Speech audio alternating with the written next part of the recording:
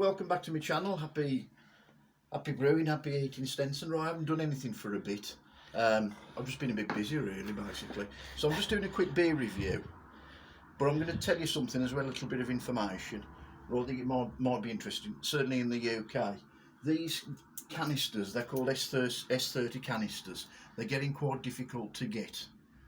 There's a company apparently that's taken over making them, so you can get them. But a word of warning on some of them.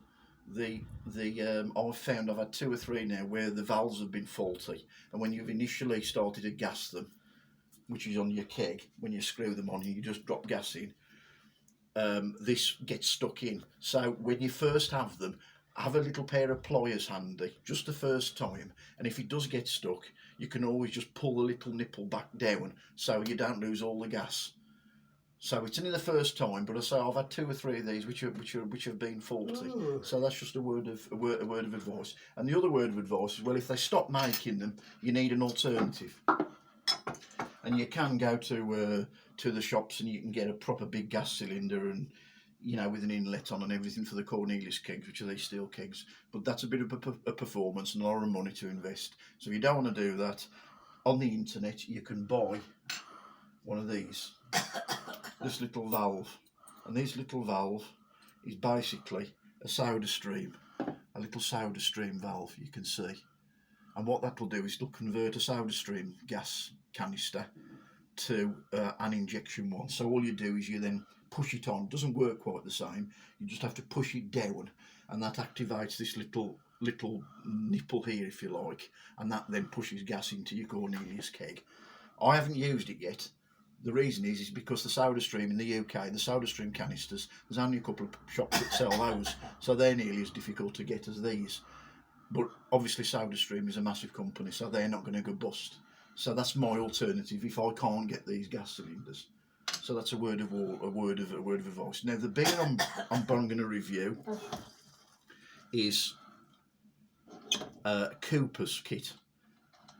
Now I'll be honest with you, I've always been a bit iffy about Cooper's kits to try them, because they're Aussie kits, and that's no disrespect to the Aussies, but it's a long way away, and I don't know what their beer situation is. And in the UK, all we get with Aussie beers is Foster's and Castlemaine, and maybe get that VB. So their beers I ain't been funny, but they're not particularly good.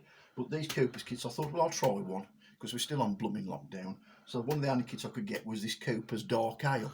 This is a real ale. This is another one I bought. So that's the kit. That's coming out of the Cornelius keg, and I'm super impressed with it, honestly. The clarity, I can't show you, I haven't got my torch, but the clarity is crystal clear. It's the Dark Ale kit. It's lovely and malty. It's very similar to something like Timothy Taylor Landlords. And I honestly think you could put that on at a pub. You can see the head. Look at the lovely creamy head on that. I've got a lot of pressure in the keg, because I tend to run the kegs at high pressure, and I'm patient when I pull them off, because at the end of the day, it doesn't matter if I get a short pint. I'm in my own pub. So I'd really highly recommend these Cooper's kits, and I'm excited to see what this real ale kit is like. I haven't done anything to it. It's box standard. I haven't added any hops. I've just added extra ½ a kilo of honey with the inverted sugar, the kilo inverted sugar, to bump up the gravity a bit. And I like using honey because it's pure glucose, and yeast loves it to get going. And the yeast you get with these kits, these little sachets of yeast, I don't know what yeast they're using, but what yeast it is. I normally don't use the yeast out the kits. I normally use Girvan's Real Ale yeast. But this yeast is absolutely fantastic. You get a brilliant ferment. So cheers, Cooper's kits, give them a go. And for 13 quid, that's like 35-40p a pint. That's working out at, and that is just brilliant, honestly. Cheers.